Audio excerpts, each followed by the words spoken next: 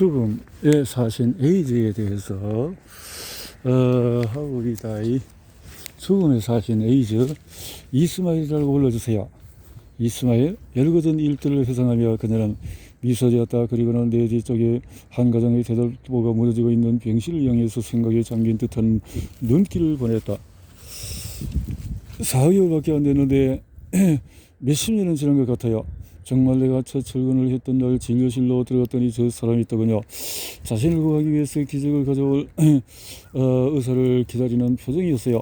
물론 그 위대한 의사는 바로 너였고, 내가 신참 소련의 티를 낸 듯이 밝고 상냥하게 안녕하세요 그렇지 가르시아 씨라고 인사를 건넸더니 그는 의자에서 튀어오르듯이 일어나더군요. 그리고 환한 미소를 띤 채 이스마엘이라고 불러주세요. 세상에 옛 이스마엘이야. 이스마엘 다시 살아날 수 있었겠지만은 옛 이스마엘이라고 서자 이스마엘은 아버지로부터 버림받은 죽음 직전에서 다시 살아났다. 이런 이유로 이스마엘은 영원한 세상에서 버림받은 사람이나 사회의 적이라는 은유 표현으로 쓰인다. 우리 이스마엘에겐 그런 기회가 있을지 결국 며칠 안에 죽게 될 겁니다. 평생 저 사람을 기억 속에 잡아둬야 될 것 같아요. 그녀는 이 부분에서 잠시 입술을 다물었다. 찢어지는 목소리에 목매인 소리를 잔뜩 묻어나갔다. 그 망할로 에이즈 때문에 내 환자가 죽어간다고요. 저도 환자인데. 이스마엘 히스패닉계였던 그의 본래 이름은 이스마일이었다. 그러나 주변 사람들의 형으로 표현할 때 흔히 이스마엘이라고 함부로 나도 이스마엘이라고 부르려고 한다. 이스마엘 가르시아가 반가워서 의자에서 튕겨오르듯이 일어나서 메리데포 박사에게 악수를 청했던 그 여러 날 오후를 기점으로 중대한 고비가 여러 번 찾아왔다. 그때부터 두 사람 모두 변화를 겪어야 했다.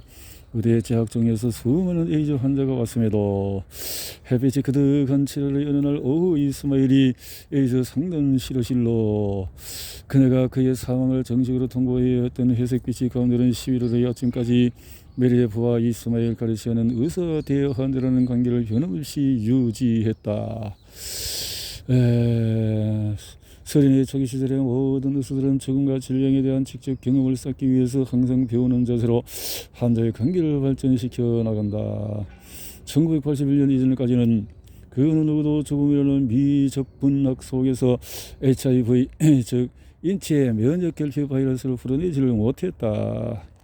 이미 주변의 소리조차 들을 수 없을 정도로 심각한 상태였지만은 우리 대포 박사와 나는 소리를 죽이며 이스마엘의 방으로 들어갔다. 사실 그렇게까지 조심할 필요는 없었지만 사람이 죽으면 죽어가는 사람이 누워있는 방은 하나의 예배실이라 그러니 소리를 죽이고 예의를 다할 수밖에. 모든 시도가 헛되이 끝나고 결국 몇 주 혹은 몇 달, 심할 경우에는 며칠이나 몇 시간 내에 죽고 말 환자의 마지막 인생. 그 장면은 그 어떤 비극적인 드라마보다도 비통하다. 고뇌와 고통만이 나댄 그는 골짜기를 향해서 끝없이 떨어져가는 이스마엘 가르시아의 주변에는 그 고통을 보상이라도 해주려는 듯 고요한 침묵이 흐르고 있었다. 침실의 불은 꺼져 있었지만 한낮의 하얀 햇빛이 브라인드에 여가 되어 들어와서 침실을 부드럽게 감쌌다. 침대는 고열로 고통받던 환자가 무의식 속을 오가며 잠들어 있었다. 누런색 이마가 새로 갈아낀 하얀 무명 베개잎과 강한 대비를 이루었다. 처참하게 피폐된 얼굴이었지만 한때 건장한 미남이었던 흔적이 아직도 남아있었다. 그의 차트를 보고 나는 그가 거의 마지막 숨을 몰아쉬고 있다는 것을 알 수 있었다. 빈 껍데기뿐인 소생시럽으로 말미암아 그는 가엾게도 죽음에 조금 앞서서 찾아드는 평온조차 누리지 못했다. 그건 환자의 요구 때문이었다. 뼈를 깎는 고통과 싸우면서도 그는 목숨만 연장될 수 있다면 그 어떤 치료라도 기꺼이 받겠다는 뜻을 몇 달 전부터 자신의 아내를 통해서 전달해왔다. 의사들에게 제발 자신을 포기하지 말아달라는 강한 의지에 표명했다. 그러나 불과 몇 달 후에 그의 아내 카레멘은 에이즈 치료팀으로부터 가능성이 전혀 없다는 마지막 통보를 받아야 했다. 결국 그녀는 불필요한 치료를 하면 할수록 남편의 영혼이 빠져나갈 출구가 그만큼 좁아진다는 사실을 서서히 인식하기 시작했다. 에이절에 인해서 거의 3년 동안에 이스마엘과 떨어져 살고 있었으나 카르멘은 법적으로 그와 제일 가까운 관계였고 가정을 대표할 수 있는 사람이었다. 남편의 에이즈 감정 사실을 둘만의 비밀로 하자는 약속을 했기 때문에 카르멘은 시부모와 시누이들 정차도 병명을 숨기고 있었다. 이스마엘의 병세가 심각해진 것을 깨달은 후 카르멘은 그를 집으로 옮겼다. 마약과 무절제하고 방탕한 생활은 물론 자신과 세 딸을 가난으로 이끈 남편의 무지kim한 가을을 애써 용서한 뒤에 카르멘은 그를 직접 간호하기 시작했다. 가족 중에서 유일하게 그의 정물을 알고 있던 그녀는 이스마엘에게 유일한 간호사요 친구였다. 때가 와서 죽음의 남편을 부를 때에도 카르멘은 남편에게 약속한 것처럼 마지막 등골이 되어주겠다는 강한 의지를 보였다. 그녀는 의사들의 청구도 듣지 않고 막무가내였다. 그를 관찰했던 의사들의 표현에 따르면 세 딸에 대한 이스마엘의 깊은 애정이 카르멘으로 하여금 불성실한 남편을 거절하지 못하게 만들었을 것이라고 했다.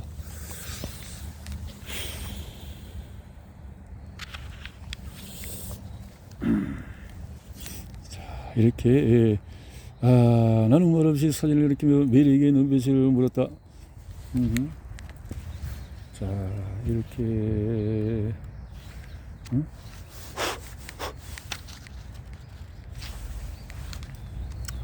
네, 큰 애들이 거의 매일 찾아와. 하지만 막내는 들어오지 않더라고요. 두 아이 중에 6살짜리는 여기 와도 친들을 돌면서 그냥 놀아요. 구절을 성령 구절을 찾아오니 27편 10편 29절에 주의 얼굴을 내게서 숨기지 마시고 주의 종을 노하여 버리지 마소서. 주는 너희의 도움이 되신 나이다. 너희의 구원의 하나님이시여 너를 버리지 마시고 떠나지 마소서. 27편 10절에 내 부모는 나를 버렸으나 여호와는 나를 영접하시리이다. 여호와를 찬송하며 내 간구는 소리를 들으심이로다. 성령 구절을 읽은 뒤에 너는 이스마엘의 히브리어로 여호와께서 내 고통을 들으셨음이라 는 뜻임을 다시 한번 상기했다. 이 이름은 사례의 여종 하갈이 여자인의 학대를 견디다 못해서 도망치던 중에 하나님의 사자에 의해서 전해졌다. 네가 임신하였은지 아들을 낳으리니 이름을 이스마엘이라 하라. 벨라 침대에서 죽어갔던 이스마엘의 사리는 하나님께 전달되지 못하는 것 같았다. 그런 면에서 이스마엘 그릇이는 조용히 침잠한 채 듣지도 보지도 않았던 하나님 욕과 같았다. 문제에 관한 하나님은 전혀 관계하고자 하지 않으신다. 우리는 지금 어떤 것도 비교할 수 없는 또는 그 어떤 것으로도 비유할 수 없는 자연의 대격변을 보고 있는 것이다. 많은 목사들도 이 문제에 관한 하나님이 전혀 개입하지 않으신다는 의견에 공감을 한다. 앞장에서 소개된 안락사와 목사에서도 네덜란드 개신교 단장은 예사일에 인간이 겪어야 하는 최대의 고난에 신이 개입했는지의 여부를 제법 확실하게 규정하고 있다.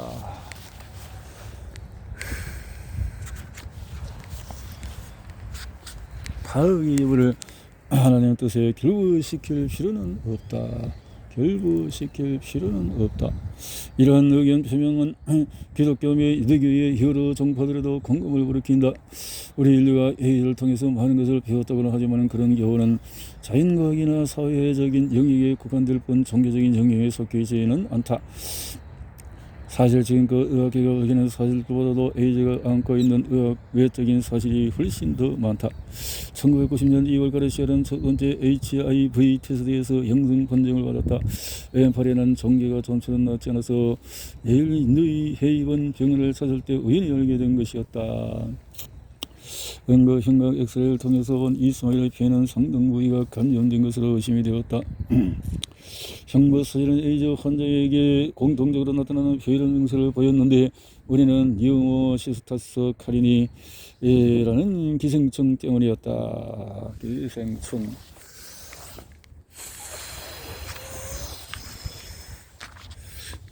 이스마엘에게는 빈혈 증세와 더불어서 백혈구 감소 현상이 나타났다.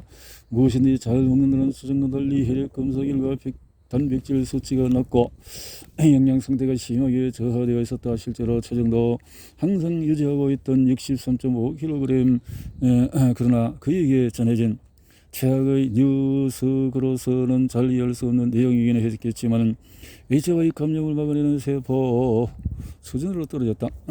이스마엘이 걸린 PCP의 진행을 막기 위해 처방된 약을 복용했는지 여부는 확인되지 않았으나 정근은 달리 진료 스케줄에 맞춰서 성실하게 병을 드나들던 이스마일의 1992년 7월 초 왼쪽 겨드랑이 부분의 통증을 호소해왔다. 박테리아성 질환들을 치료하는 동안에 이스마일에게는 또다시 현기증이 일어났고 가끔씩 균형을 잡는데 어려움을 느꼈다. 흔들거리는 불균형 속에서 그의 경력도 점차 감퇴되어 갔다. 그러는 어느 날 아침 더 이상 버티는 것 같지 못한 남편.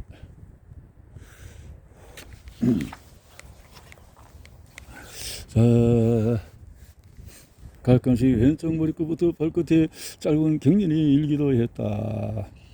확실히 감전되지 않은 상태였지만 과거의 사례를 믿고 의료진들은 톡소플라스마에 대한 치료를 시작했다. 톡소 차후 엑스레이 여부 없이 이스마일은 기본 혼수 상태에서 잠깐씩 반쯤 깨어나서 간호사 카르멘이 먹여주는 커스터드 수프를 뻗어먹곤 했다. 그러나 그 순간도 잠시뿐 곧장 깊은 혼수 상태로 빠져들었으며 체온은 39.5도까지 치솟았다. 게다가 원인 불명의 복합성 감염 증세 외에도 박테리아성 폐렴 증세까지 나타났다. 그때가 바로 노바 메리레프가 그의 침대 곁에 있을 때였다.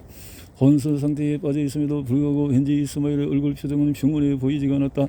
공기를 마시려고 사투를 벌이는 선생된 흡호와 산소를 빼앗긴 채 헐떡거리는 체의 조직을 힘들게 들고 있는 혈액 때문인 듯이 했다. 평온한 잠자듯 평온한 모습처럼 무의미한 것일지도 모른다. 이스마일 같은 그 다음 날 끝났다. 남편의 죽음이 임박했음을 감지한 카르멘은 직장인 회의반의 상자 공장에서 하루 휴가를 내어서 이스마일의 숨이 완전히 끊어지는 그 순간까지 침대 옆에서 그를 지켰다.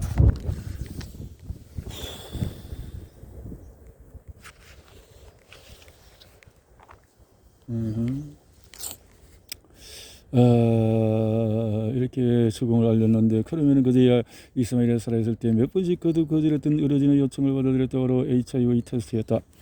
내가 살고 있는 북동부 지역에서 25에서 44세 사이의 남성 사망자들 중에서 에이즈로 인한 사망률이 최고로 높다.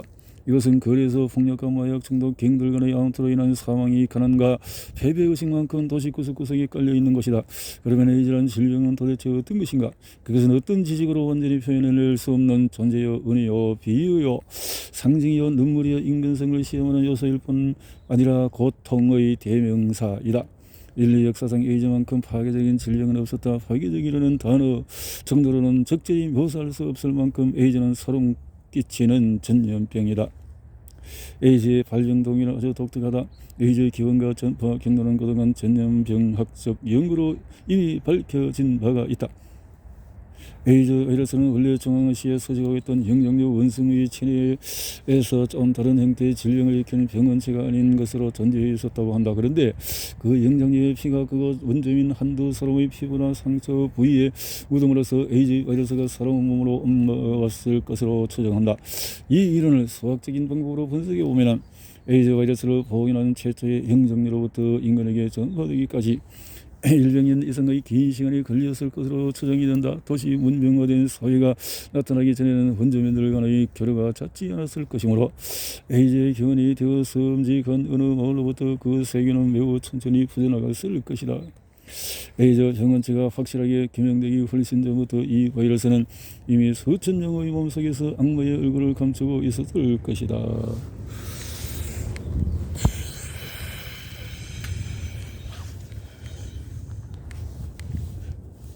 화학요법 영양 부족으로 인한 기능 불능 환자, 선천적인 면역 결핍 환자들에게 나타나는 것으로 보고되고 있다. 이것은 그리고 또 몇 달 동안에 특별히 동성애자와 관련된 듯한 면역 결핍 증후군은 여러 언론 매체를 통해서 연이어 보도가 되었다. 풀리지 않는 수수께끼처럼 당시 난설자였던 이렇게 에이즈 감염자는 전 세계적으로 10만 명 정도로 집계가 되었다. 에이즈 10만여 명이나 되었다. 박테리아성 감염 질환의 종류로 찍었다고 주장하는 의학계에는 승리는 완전한 허상이 없음이 입증되고 말았다. 에이즈는 인류 역사상에서 존재하는 한 항상 우리 곁에 있을 것이다. 그러나 이런 어두운 얘기에도 불구하고 에이즈를 박멸하기 위해서 연구하는 학자들은 면역결핍성 바이러스 조치에 대한 연구와 바이러스의 맹렬한 공격을 막아낼 방어 책임에 대해서 경악할 정도의 진보를 이루겠다고 주장을 한다. 사실 이 경악이라는 단어는 지난 7년 동안 동안 이루어진 급속한 연구 성과를 표현하는데 아주 적합할 것이다. 1988년 면역학 선거자로 위대한 업적을 이룬 루미스 토머슨 아래와 같이 글을 남겼다. 내 일생 동안 생각 연구에 몸바쳐왔지만 에이즈 바이러스에 관한 연구 자료만큼 위대한 것을 보지 못했다. 이 질환의 존재가 지금부터 겨우 7년 전에 의학계에 보고되었을 때를 상기해볼 때, 그리고 이 질환의 매개체는 HIV가 지구상 그 어떤 것보다도 위협적이고 복잡한 것이라는 사실을 고려할 때 그 짧은 기간에 이루어낸 진보적인 업적은 경락이라 아니할 수가 없다. 토머스는 7년 전과 비교해서 과학자들이 HIV 구조와 미분자 구조, 세포들에서 더욱 잘 알게 되었다는 말을 더 붙였다. 이러한 연구 실적들은 대학들과 정부, 제약사들의 적극적인 협동 체제 하에서 이루어질 수가 있었다. 이렇게 한편 동성애자에도 마약 복용자들이 PCP 증상을 나타낸다는 보고가 1981년 말까지 꾸준히 보고됨에 따라서 이 질환이 B형 간염처럼 특정 그룹에서 전염되는 것 같다는 추론이 대두되었는데, 이러한 추론은 82년 CDC 보고로 입증이 되었다. 1984년 중반 인체 면역 결핍 바이러스가 에이즈를 일으키는 매개체로 확정된 뒤에 면역 기능을 파괴시키는 양태도 분명히 밝혀졌다. 위에나열한 HIV의 파괴적인 행위 외에도 그나마도 조금 넘어있던 임파세포마저 파괴되어 체내 방어 체계가 완전히 무너진다는 데 더 큰 심각성이 있다. 심각성이 있는 것이다. 그러기 위해서 개발된 몇몇 약제는 시험시 일부 제한적인 효능만을 나타냈고, 이것들은 아예 연구실 구석으로 밀려나기도 했다. AZT가 오래전 약효에 힘입어서 다른 약제들은 차례로 선을 보이기 시작했다. 에이즈에 걸린 어린이와 성인을 갉아먹는 수많은 기계적인 침입자들의 메커니즘을 일일이 다 설명하고 이야기는 그리 쉬운 문제가 아닐 것이다. 이렇게 수많은 임상시험이 이루어지고 있건만은 그것도 모자란 듯이 고뇌에 빠진 환자 가족들은 좀 더 확실한 해답이 나오기만을 학수고대한다. 진료 차트와 각 정보고서 등등등등 절망적인 미래에도 불구하고 환자들은 놀라운 인내와 정신력을 보이기도 하지만은 횡포한 바이러스의 폭력 앞에서 그들은 매일 조금씩 무너져 내리고 있다.